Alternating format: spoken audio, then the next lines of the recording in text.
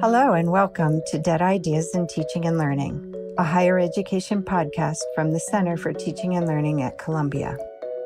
I'm Catherine Ross, the Center's Executive Director. As a quick reminder for our listeners, in this podcast series, we are exploring dead ideas in teaching and learning.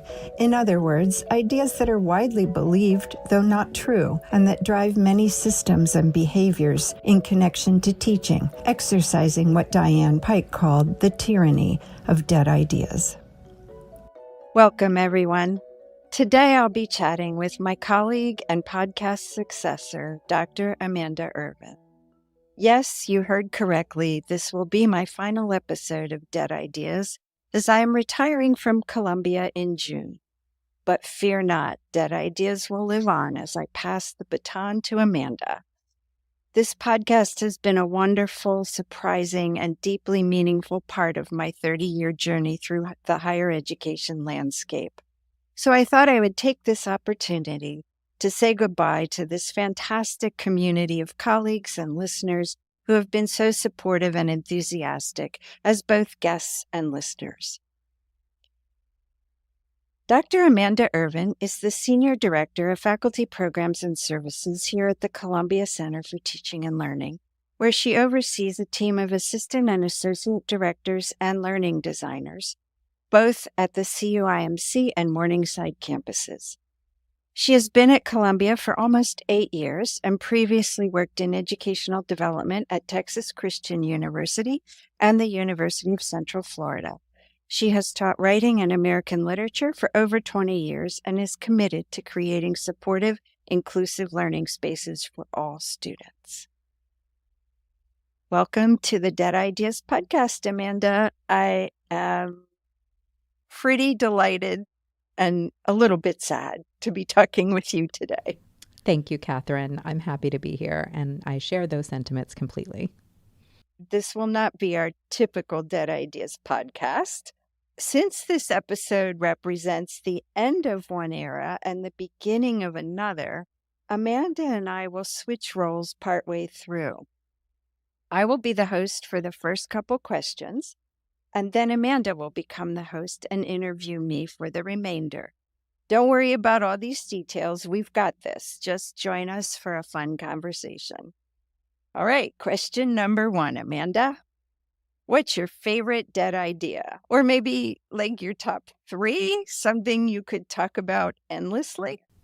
Well, favorite is an interesting way to think about dead ideas, but I do have a few that I think about a lot, especially right now as we're all coming to terms with generative AI and higher education. I've been reflecting on one of the original dead ideas, that technology, depending on your viewpoint, is either the salvation or the ruin of higher education. For my part, the response is that it's neither. Technology is neither a hero nor a villain. But when a new technological innovation hits higher education, this dead idea often comes back to haunt us.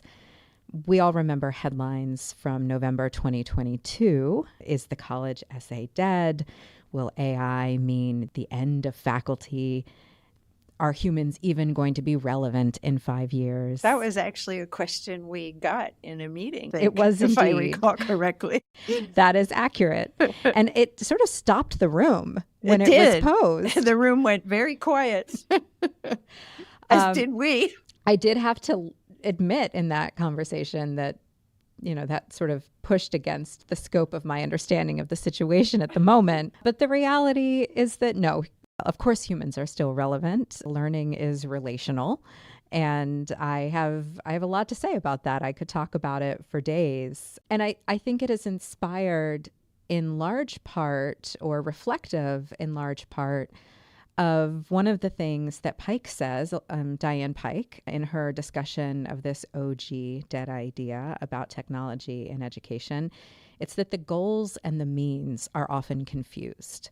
There's a temptation to let the urgent overshadow the important. And the important, when we're talking about technology and higher education and teaching and learning, is student learning. And we can always come back to that.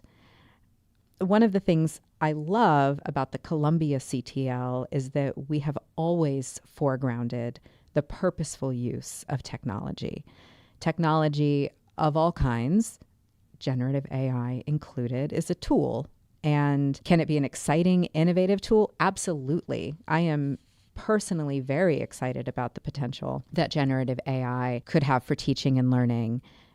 I think that we have opportunities to ask really thoughtful questions based in the science of learning about the expansive possibilities that generative AI can offer. And those will likely be provocative and innovative discussions. Mm-hmm. But the goal, of course, is always to help us see the way forward in employing this tool for student learning.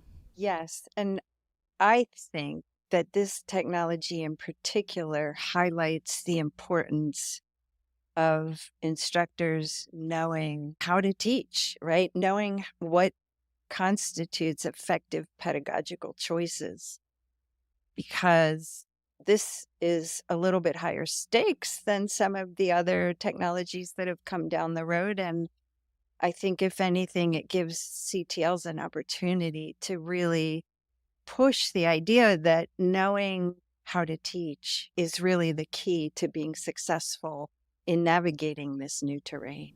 I completely agree.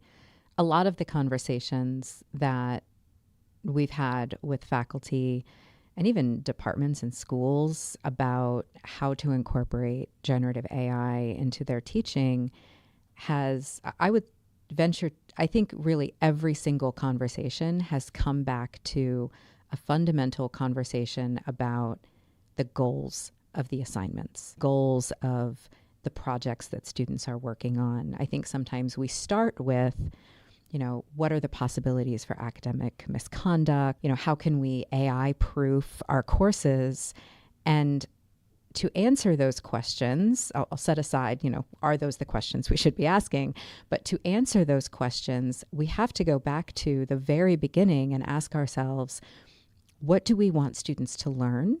And are the assessments and the assignments that we've relied on for so long doing what we think they're doing? It's a great opportunity, to your point, for Centers for Teaching and Learning to work with departments and really think fundamentally about the student learning and the goals of that should be at the heart of all of the assignments or projects or assessments that faculty are designing. Right.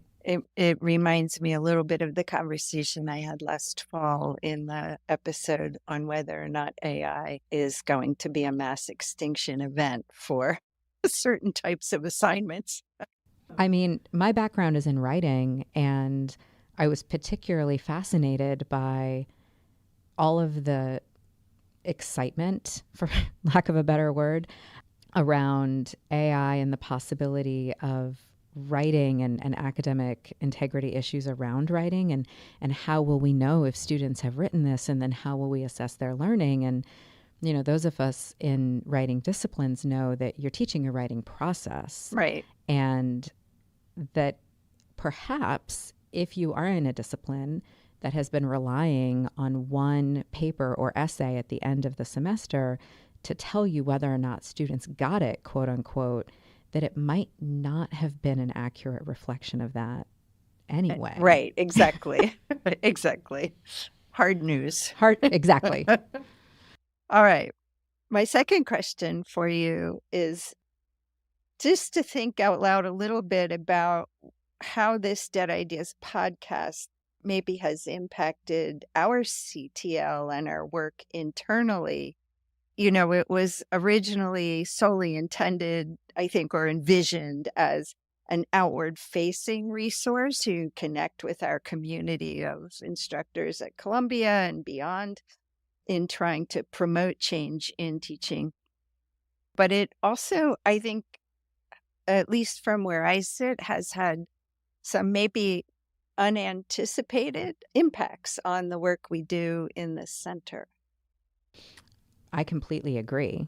When I was thinking about the way the podcast has impacted our center, it's an easy yes. Like, it's had a huge impact. But to your point, some of the ways it has impacted us and the work that we do are somewhat unexpected. I think one of the most obvious benefits and ways that the podcast has influenced our CTL is the opportunity for all of our colleagues to learn from the other educational development experts that you've interviewed. The podcast has been a wonderful internal professional development opportunity for us. We have often organized listening groups or podcast discussion clubs based on whole seasons about rigor, for example, and how do we reflect that in our work and conversations with faculty. Right around the time that you interviewed some colleagues around alternative assessments, we were also working on building out resources on alternative assessments. And so we would get together, listen to the podcast, and then come and ask questions about how does this influence our work and how might it change the way we move forward. There was also a really exciting moment when you started interviewing people from our own Columbia community, because then we started to learn about all sorts of exciting work that was happening across our own institution that we might have otherwise not known about. I mean, it's no secret we're a fairly large and somewhat decentralized place, and it can be hard to know what's going on in every pocket of Columbia. So as a result, we've developed wonderful partnerships and relationships based on interviews that you did, years ago at this point. Yeah. It was really eye-opening. I think sometimes in CTLs, we're a little bit walled off sometimes from, really great thinking about teaching that's happening amongst the faculty, but we don't necessarily have a channel to access that. And it maybe doesn't occur to them to say, hey, you know what I'm doing? This is really cool. Do you want me to share it with other people? So bringing them in to talk on the podcast was a real eye-opener, I think, for me, certainly. And I think for our staff as well. Oh, absolutely. Yeah. I mean, there were also moments where faculty would come up to us at different events. This happened to me personally twice, that someone came up and said, I was recommended this podcast and I started listening to it. And then I realized it's here. This is at our institution. It's you guys. You're doing that. And I said, yeah, we are. Do you want to be a guest? I don't think either of those people took me up on it, but It's exciting. And I think that too is something that has been really meaningful for the CTL staff, because there's something to be said about being part of something bigger than ourselves. Yeah. You have done such an extraordinary job of cultivating a listenership of colleagues and people nationally, globally. There's a lot of motivation that comes from being part of an organization that's leading a national conversation. And I think it's made all of the people in the CTL very proud. Well, I'm blushing now, which our listeners can't see, but thank you for that. It's been just, I can't even describe how wonderful it's been to be able to have those conversations. Really just thrilling. All right. Well, now I'm going to turn the hosting over to Amanda. Amanda will now be the host, and she will ask me some questions. All right, here we go. Welcome, everyone. Today I will be chatting with my colleague, Dr. Catherine Ross, and this will be my first episode of Dead Ideas as I step into my new role after Catherine retires. Dr. Catherine Ross has worked in higher education for over 30 years, initially as an instructor of English in universities in the U.S. and abroad, and later as a Russian language instructor and educational developer in teaching centers. Her work has spanned different types of institutions: Tokai University in Japan, the University of Nevada, Reno, the University of Texas at Austin, the University of Connecticut, Wake Forest University, and most recently, Columbia University. Much of her research and work has been to promote deeply systemic change in universities, to improve the support for and valuing of teaching as part of a university's mission. And this podcast represents a culmination of those efforts. Catherine, welcome to Dead Ideas. We're so delighted to have you. This is so weird. But thank you. I am very delighted to be here. I am delighted for you to be here as well. So, question number 1. What is your favorite Dead Ideas podcast episode? I knew you were going to ask me that question. It's a hard question to answer because I love every one of the episodes that we have made. Every conversation was an adventure and a joy. But I think if I'm forced to say, some of my favorites, the category I would say maybe would be the undergraduate episodes where I interviewed some of our students who were at that time working it was in an initiative called Students as Pedagogical Partners.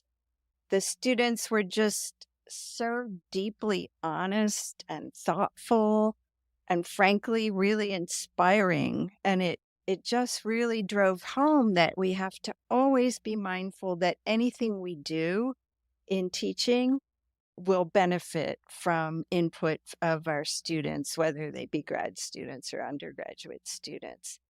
And in particular, I'll never forget the conversation I had with the 4 students who were part of our program in May 2020. I wanted to interview them about their learning experiences through the pandemic because we went through this huge change, not only from being on campus to being remote, but also from being graded to going to pass-fail. And one of our original 3 dead ideas that Diane Pike posed was that grades motivate learning. So I wanted to ask our students, what happened when that change took place around your motivation for learning, your attitude about grades. And they were just really, truly wonderful. But right at the end of that conversation, I went off script. I know everybody's shocked. I went off script and I asked this question. If you could reinvent higher education teaching and learning as we return to campus, what changes would you make? What would it look like?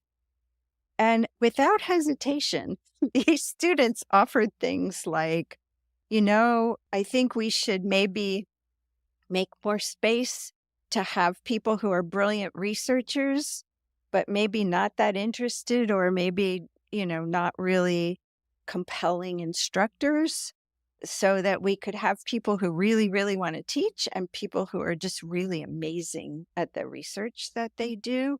We should be moving away from just content delivery to more meaningful learning opportunities.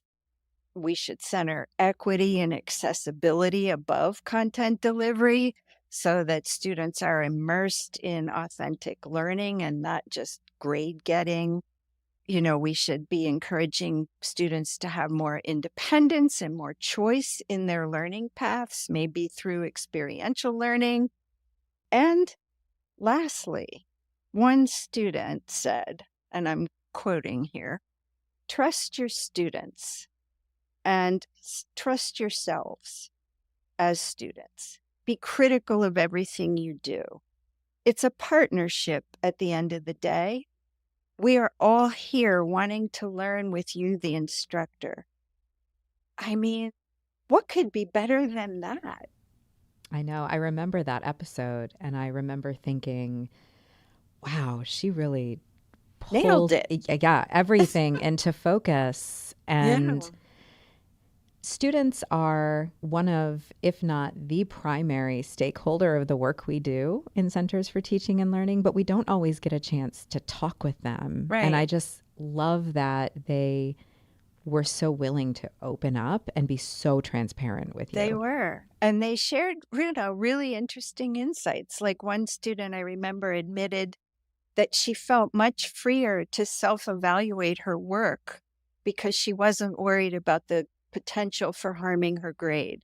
And it really helped her see the value in critiquing your own work, being freed of that worry about grades. I think they were just really just so insightful. And other students in some of the subsequent episodes went on to, share their own learning epiphanies, when they realized that their motivation was not well placed when it was on getting grades, or they realized that they really need a sense of being part of a community and a relationship with their instructor to stay motivated and to want to do their best work. And I remember one student confessing that initially she just hated when instructors would say, turn and talk to the person sitting next to you, until she took an exam and realized that she knew the answer to a couple of the questions because she had turned and talked to her peer about it. Otherwise, she would have never known the answer. So admitting that they've changed how they view teaching and learning as well. And really poignant, the student who said, I finally have realized that grades do not represent who I am. And I thought it was so touching in a way, but also pointing to the larger issues we face with grading. I completely agree. I have to confess, I remember coming to that realization myself as a student and how pivotal that was for me in my own education. And to be able to articulate that and to share that. Yeah. And it's hard to do that when you're in an environment where everyone's competing for those grades, because those grades represent open doors to other opportunities. So it's a tough thing to come to realize. It's possible we still have some work to do on that. You think? It's possible. So speaking of more work to do, even though you will be retiring, the work will go on. And I'm curious, as you have been uncovering and examining dead ideas for the last 8 seasons, if there's a dead idea that you've discussed, but you feel like you haven't quite gotten there yet. Maybe there's a dead idea that you wish you could do more to bury the hatchet, so to speak.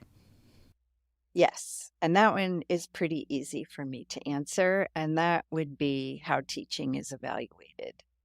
It remains at a level that I would label poor, or maybe even how can we at least first do no harm kind of level.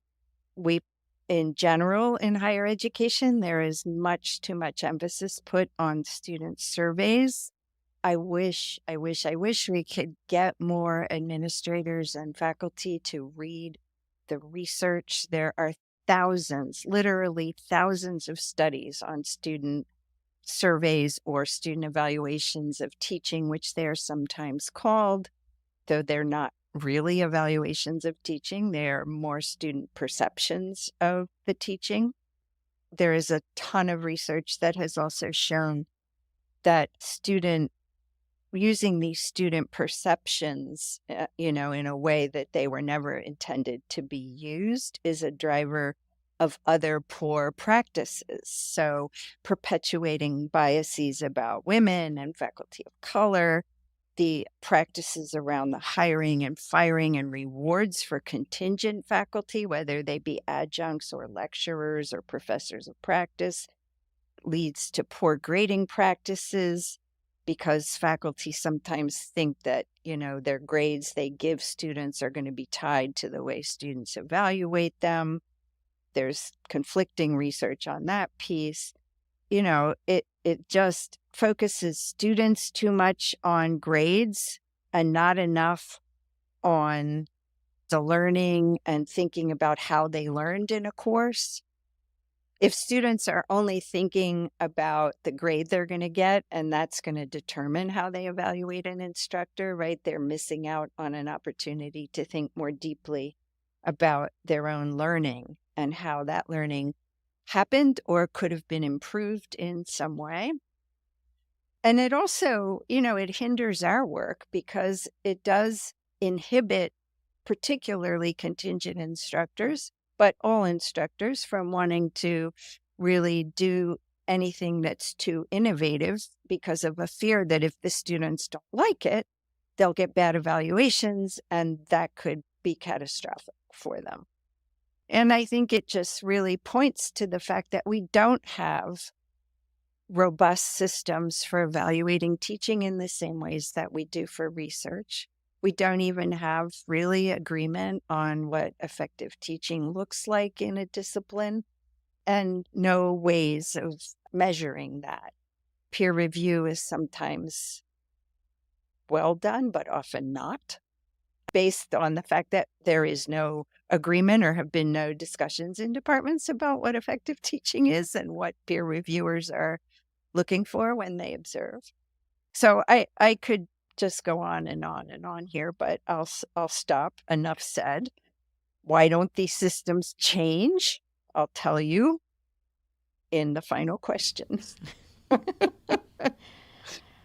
feel like we could talk about this all day, but the point that you made about the evaluation of teaching, and so much is riding on it for so many faculty, especially contingent or adjunct faculty, blocking the ability to innovate or try something new. I feel like we feel that really deeply in the work that we do in CTLs. I can remember reading some research around active learning, I don't know, 10 years back, and that it was a challenge for students because it changed the way they learned. And, when we think about the conversation we just had about grades and how they can dictate a student's future opportunities, when you change the teaching method, now students are anxious about their ability to succeed because what you're doing looks so different than what they've been doing for the last 18 years. And so to say that it is systemic is to say the very least, I think. Yes, that's an understatement. Yeah.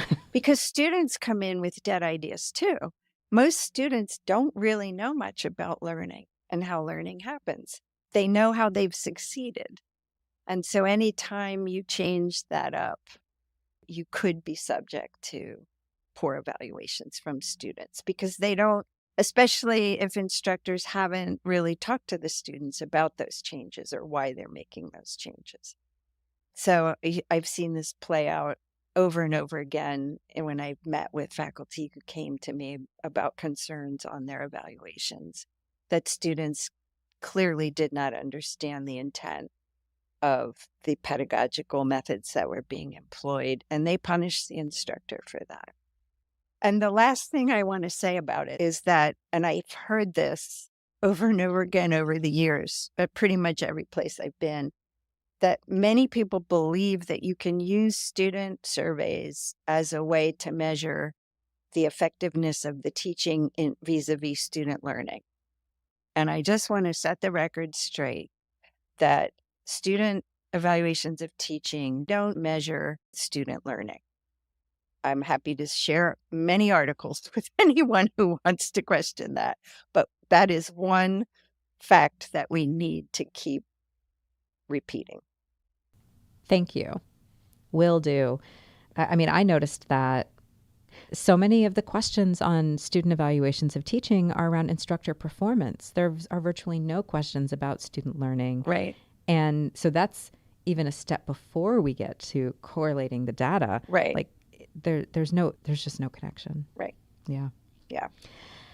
All right. Well, then perhaps we should go ahead and ask the final question, which promises some insight into why won't these systems change, which is, what is a dead idea that you wish you could discuss, but you just haven't gotten the chance to yet? So I have gotten the chance to mention it in an oblique kind of way, but I think it's a conclusion that I just recently really felt and experienced in an episode that I just released on the systems that impact contingent faculty. I think there are two profound and deeply embedded dead ideas that impact teaching. And these two foundational level dead ideas are interlocked in a vicious circle.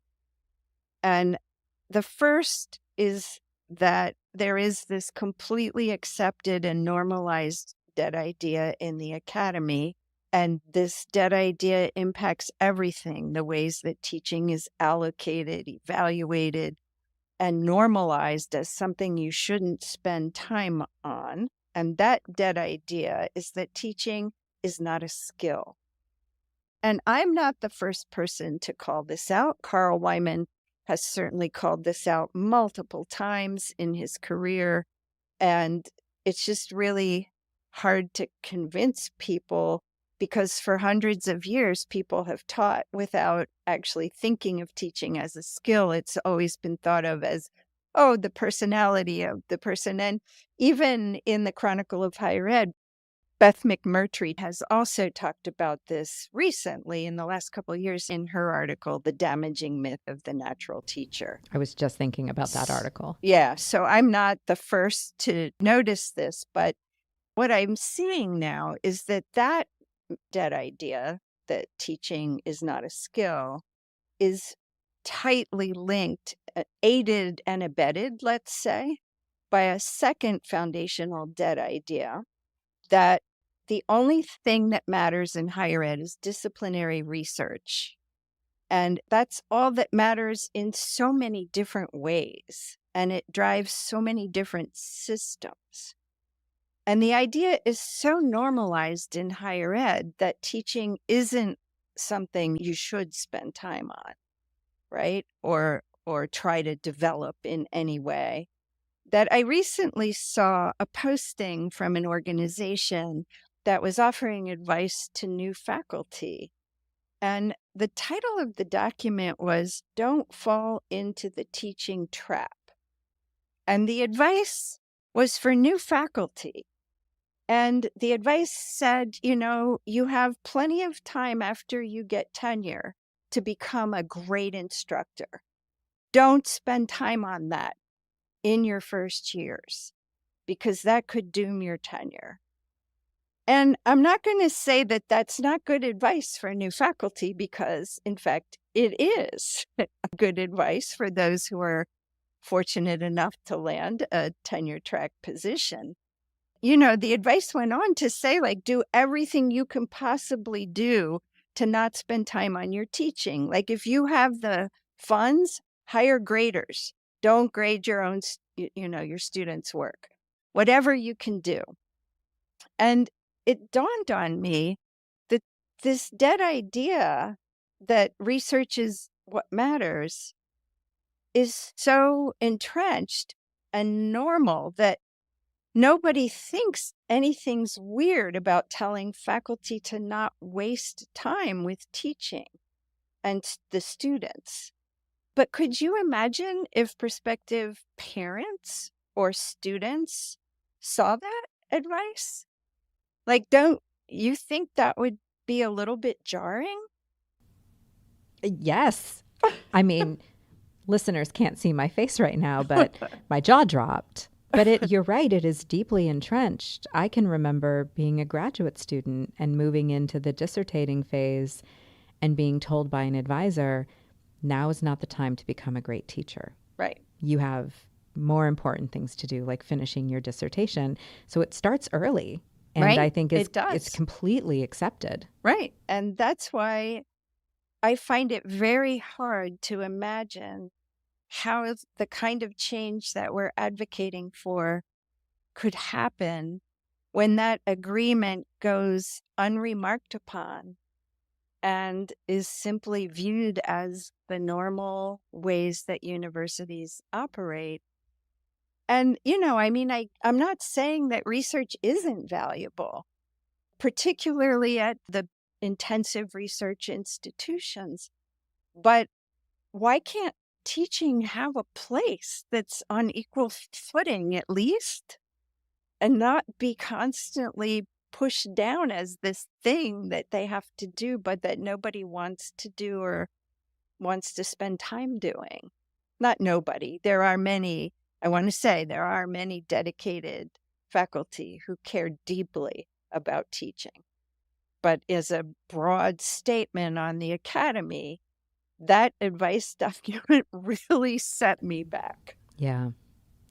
Well, it's surprising to see it written in such bald-faced terms. Yes. And these sort of twin dead ideas of the way teaching is evaluated and the way teaching is or isn't incentivized across the academy, I think speaks volumes. Yes, because it's not worth spending the time to develop effective ways of measuring teaching and evaluating teaching, or considering teaching a skill, because then you'd have to do some things, right? So to me, I guess maybe I'm slow, but it was that realization how tightly these are wedded, and how together they pretty much account for most of the systems and systemic changes that we've talked about needing over this last 2 semesters, this last academic year. You know, when we have conversations like this, it can be very easy to feel weighed down by the dead ideas. And as you were talking about teaching as a skill, it's something that can be learned. I was reflecting on a course design institute that I facilitated with a colleague many years ago. And it was 3 days. So it's a very intensive process. And a faculty member, and just by showing up in the room, of course, faculty are indicating their commitment to this work, but a faculty member who had been a little resistant stopped at the end of day 2 and said, you know, for my entire career, I have been teaching the way that I was taught. And I think a lot of us do that. And she said, but it occurs to me that my instructors likely didn't know anything about the research you have shared with us, and I didn't know anything about the research. And so now I'm going to try something different. And you could see the wheels turn, that like it was just one person in that moment, but she latched on to this idea that this is a skill and there's research behind it, and I can do something different and change my practice. And just one change. We don't need to redesign an entire course, but she committed to making just one change to see if her skill set could grow. Uh-huh. And I try to keep moments like that in mind. Yeah. That reminds me of a similar experience I had at one point in my career, where I was working with late career faculty and running some specialized opportunities for them to engage around thinking about their careers and their teaching. And as part of that, we had everyone read, and I'll give a shout out here to our colleague's book, How Learning Works. And we were discussing various parts of the book vis-a-vis the challenges that they were experiencing with their teaching. And one of the people in the group, who was a highly regarded instructor, said, when we first met to talk about the book, she said, I have to admit that I am stunned that I have been teaching for over 20 years and I didn't know any of this. I have to admit, I had a very similar experience in my career when I first interacted with a center of teaching and learning on a different campus, and had a similar aha moment and thought, maybe I want to do educational development work. It was so meaningful for me and so surprising, because I had been so dedicated to teaching and yet completely unaware that this body of research or this field existed as an opportunity. And it was such a wonderful moment. So there is more work to do. Yes, and I'm glad that you are going to be here to continue that work. Well, thank you so much, Catherine. We are very grateful for your participation in all of our seasons of Dead Ideas and for being with us today. And thank you to our listeners. Dead Ideas will return in the fall, and I look forward to continuing our conversations. Thank you, Amanda. We are very grateful for your participation in our 8th season of Dead Ideas. And thank you again and again to our amazing listeners who've brought us to over 76,000 downloads. This is a community with passion and a willingness to go the distance to change higher ed teaching. And I'm hopeful that perhaps this podcast leaves a legacy of acknowledging and making visible that work and the obstacles that it entails, and maybe perhaps illuminates a little bit of a path forward.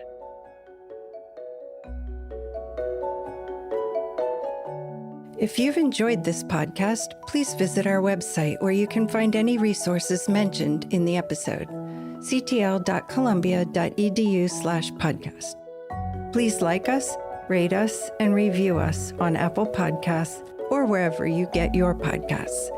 Dead Ideas is produced by Stephanie Ogden, Laura Nicholas, and Michael Brown. Our theme music is In the Lab by Immersive Music.